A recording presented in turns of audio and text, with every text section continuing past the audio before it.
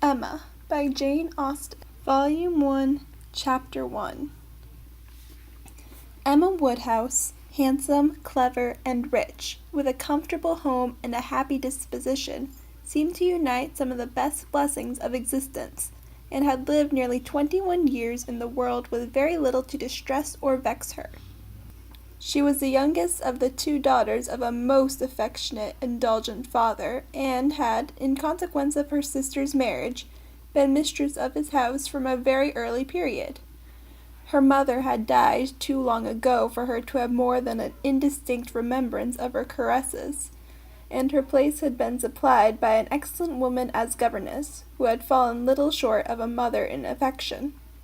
16 years had Miss Taylor been in Mr. Woodhouse's family, less as a governess than as a friend, very fond of both daughters, but particularly of Emma. Between them it was more the intimacy of sisters.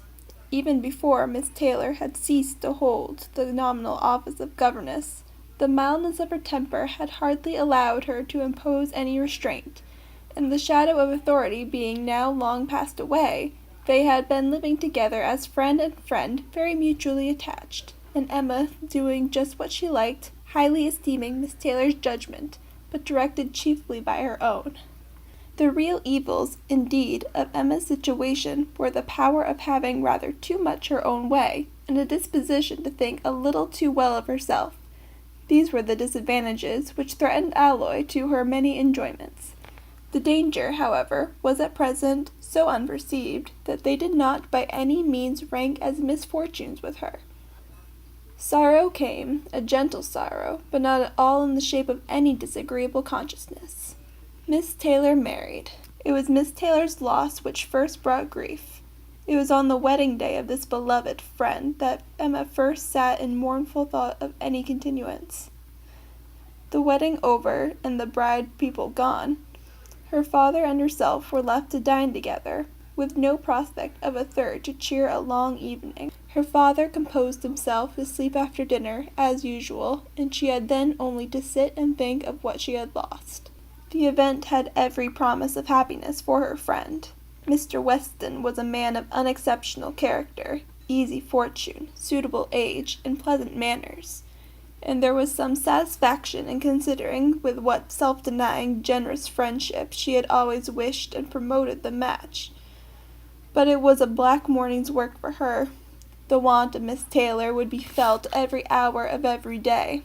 She recalled her past kindness, the affection of 16 years, how she had taught and how she had played with her from 5 years old, how she had devoted all her powers to attach and amuse her in health, and how nursed her through the various illnesses of childhood. A large debt of gratitude was owing here, but the intercourse of the last 7 years, the equal footing and perfect unreserve which had soon followed Isabella's marriage, on their being left to each other, was yet a dearer, tenderer recollection.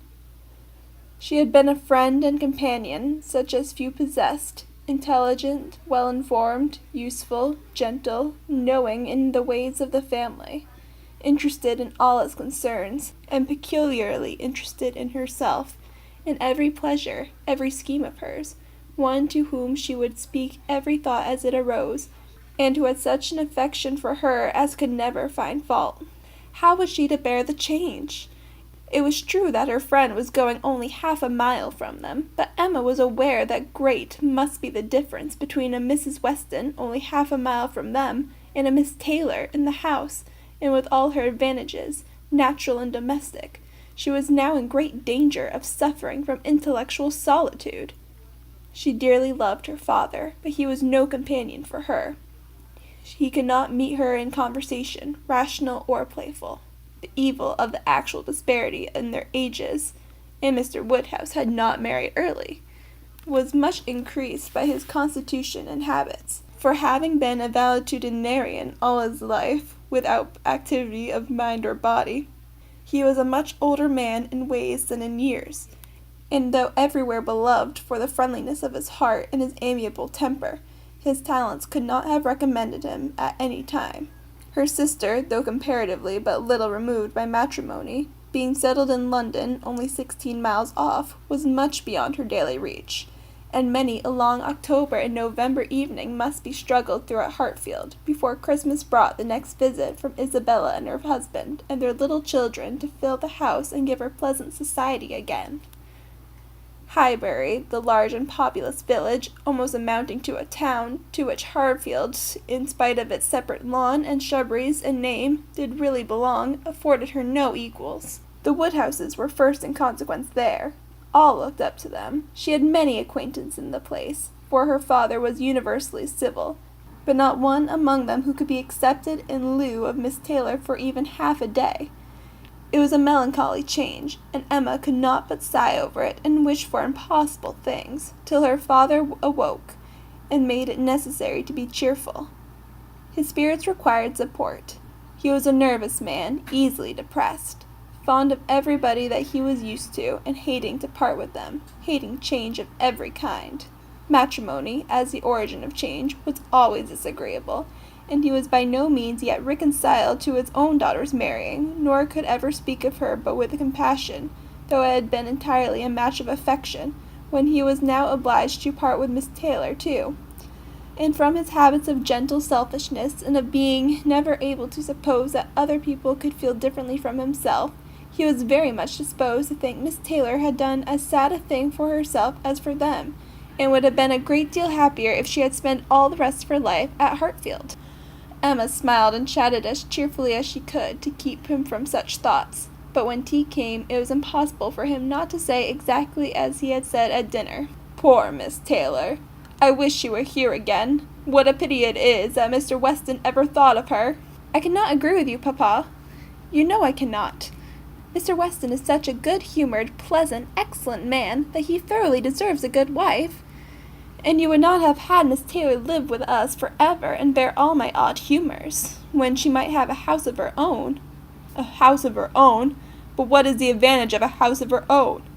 This is 3 times as large, and you have never any odd humours, my dear. How often we shall be going to see them, and they coming to see us! We shall be always meeting. We must begin. We must go and pay a wedding visit very soon." "My dear, how am I to get so far? Randalls is such a distance. I could not walk half so far." "No, papa, nobody thought of your walking. We must go in the carriage, to be sure." "But James will not like to put the horses to for such a little way. And where are the poor horses to be while we are paying our visit?" "They are to be put in Mr. Weston's stable, papa. You know we have settled all that already. We talked it all over with Mr. Weston last night. And as for James, you may be very sure he will always like going to Randalls because of his daughter's being housemaid there. I only doubt whether he will ever take us anywhere else." "That was your doing, papa. You got Hannah that good place. Nobody thought of Hannah till you mentioned her. James is so obliged to you." "I am very glad I did think of her. It was very lucky, for I would not have had poor James think himself slighted upon any account, and I am sure she will make a very good servant. She is a civil, pretty-spoken girl. I have a great opinion of her. Whenever I see her, she always curtsies and asks me how I do in a very pretty manner. And when you have had her here to do needlework, I observe she always turns the lock of the door the right way and never bangs it. I am sure she will be an excellent servant, and it will be a great comfort to poor Miss Taylor to have somebody about her that she is used to see. Whenever James goes over to see his daughter, you know, she will be hearing of us. He will be able to tell her how we all are." Emma spared no exertions to maintain this happier flow of ideas, and hoped, by the help of backgammon, to get her father tolerably through the evening, and be attacked by no regrets but her own. The backgammon table was placed, but a visitor immediately afterwards walked in and made it unnecessary. Mr. Knightley, a sensible man about 7 or 38, was not only a very old and intimate friend of the family, but particularly connected with it, as the elder brother of Isabella's husband. He lived about a mile from Highbury, was a frequent visitor, and always welcome, and at this time more welcome than usual, as coming directly from their mutual connections in London. He had returned to a late dinner after some days' absence, and now walked up to Hartfield to say that all were well in Brunswick Square. It was a happy circumstance, and animated Mr. Woodhouse for some time. Mr. Knightley had a cheerful manner, which always did him good, and his many inquiries after poor Isabella and her children were answered most satisfactorily. When this was over, Mr. Woodhouse gratefully observed, "It is very kind of you, Mr. Knightley, to come out at this late hour to call upon us. I am afraid you must have had a shocking walk." "Not at all, sir. It is a beautiful moonlight night, and so mild that I must draw back from your great fire." "But you must have found it very damp and dirty. I wish you may not catch cold." "Dirty, sir? Look at my shoes. Not a speck on them." "Well, that is quite surprising, for we have had a vast deal of rain here. It rained dreadfully hard for half an hour while we were at breakfast. I wanted them to put off the wedding. By the by, I have not wished you joy. Being pretty well aware of what sort of joy you must both be feeling, I have been in no hurry with my congratulations. But I hope it all went off tolerably well. How did you all behave? Who cried most?" "Ah, poor Miss Taylor, 'tis a sad business. Poor Mr. and Miss Woodhouse, if you please, but I cannot possibly say poor Miss Taylor. I have a great regard for you and Emma, but when it comes to the question of dependence or independence, at any rate it must be better to have only one to please than two. Especially when one of those two is such a fanciful, troublesome creature," said Emma playfully. "That is what you have in your head, I know, and what you would certainly say if my father were not by."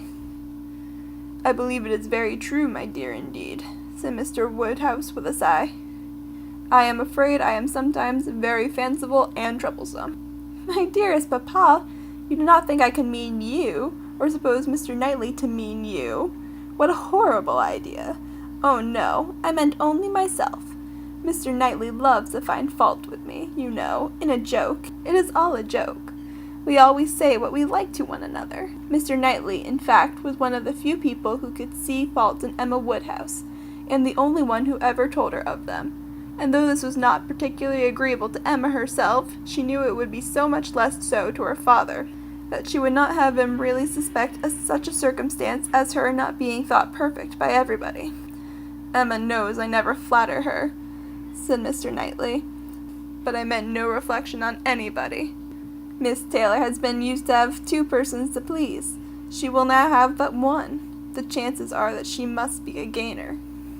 "Well," said Emma, willing to let it pass, "you want to hear about the wedding, and I shall be happy to tell you, for we all behaved charmingly. Everybody was punctual, everybody in their best looks, not a tear and hardly a long face to be seen. Oh no, we all felt that we were going to be only half a mile apart, and were sure of meeting every day." "Dear Emma bears everything so well," said her father.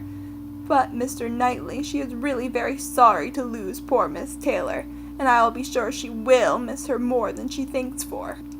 Emma turned away her head, divided between tears and smiles. "It is impossible that Emma should not miss such a companion," said Mr. Knightley. "We should not like her so well as we do, sir, if we could suppose it. But she knows how much marriage is to Miss Taylor's advantage. She knows how very acceptable it must be, at Miss Taylor's time of life, to be settled in a home of her own, and how important to her to be secure of a comfortable provision, and therefore cannot allow herself to feel so much pain as pleasure. Every friend of Miss Taylor's must be glad to have her so happily married." "And you have forgotten one matter of joy to me," said Emma, "and a very considerable one, that I made the match myself. I made the match, you know, 4 years ago, and to have it take place and be proved in the right when so many people said Mr. Weston could never marry again may comfort me for anything." Mr. Knightley shook his head at her. Her father fondly replied, "Ah, my dear, I wish you would not make matches and foretell things, for whatever you say always comes to pass. Pray do not make any more matches." "I promise you to make none for myself, papa, but I must, indeed, for other people. It is the greatest amusement in the world, and after such success, you know. Everybody said that Mr. Weston would never marry again. Oh dear, no! Mr. Weston, who had been a widower so long, and seemed so perfectly comfortable without a wife, so constantly occupied either in his business in town or among his friends here, always acceptable wherever he went, always cheerful. Mr. Weston need not spend a single evening in the year alone if he did not like it. Oh no, Mr. Weston certainly would never marry again. Some people even talked of a promise to his wife on her deathbed, and others of the son and the uncle not letting him. All manner of solemn nonsense was talked on the subject, but I believed none of it. Ever since the day, about 4 years ago, that Miss Taylor and I met with him in Broadway Lane, when, because it began to drizzle, he darted away with so much gallantry, and borrowed 2 umbrellas for us from Farmer Mitchell's, I made up my mind on the subject. I planned the match from that hour, and when such success had blessed me in this instance, dear papa, you cannot think that I shall leave off matchmaking. I do not understand what you mean by success, said Mr. Knightley. Success supposes endeavor. Your time has been properly and delicately spent if you have been endeavoring for the last 4 years to bring about this marriage. A worthy employment for a young lady's mind. But if, which I rather imagine, your making the match, as you call it, means only your planning it, you're saying to yourself one idle day, I think it'd be a very good thing for Miss Taylor if Mr. Weston were to marry her, and saying it again to yourself every now and then afterwards, why do you talk of success? Where is your merit? What are you proud of? You made a lucky guess, and that is all that can be said. And have you never known the pleasure and triumph of a lucky guess? I pity you. I thought you cleverer, for, depend upon it, a lucky guess is never merely luck. There's always some talent in it. And as to my poor word success, which you quarrel with, I do not know that I am so entirely without any claim to it. You have drawn 2 pretty pictures, but I think there may be a third, a something between the do-nothing and the do-all. If I had not promoted Mr. Weston's visits here, and given many little encouragements, and smoothed many little matters, it might not have come to anything after all. I think you must know Hartfield enough to comprehend that. A straightforward, open-hearted man like Weston, and a rational, unaffected woman like Miss Taylor, may be safely left to manage their own concerns. You are more likely to have done harm to yourself than good to them by interference. Emma never thinks of herself if she can do good to others, rejoined Mr. Woodhouse, understanding but in part. But, my dear, pray do not make any more matches. They are silly things, and break up one's family circle grievously. Only one more, papa, only for Mr. Elton. Poor Mr. Elton. You like Mr. Elton, papa. I must look about for a wife for him. There is nobody in Highbury who deserves him, and he has been here a whole year, and has fitted up his house so comfortably that it would be a shame to have him single any longer.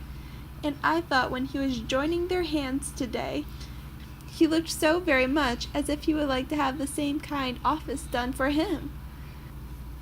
I think very well of Mr. Elton, and this is the only way I have of doing him a service. Mr. Elton is a very pretty young man, to be sure, and a very good young man, and I have a great regard for him. But if you want to show him any attention, my dear, ask him to come and dine with us some day.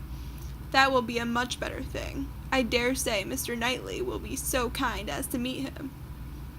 With a great deal of pleasure, sir, at any time, said Mr. Knightley, laughing, and I agree with you entirely that it will be a much better thing. Invite him to dinner, Emma, and help him to the best of the fish and the chicken, but leave him to choose his own wife.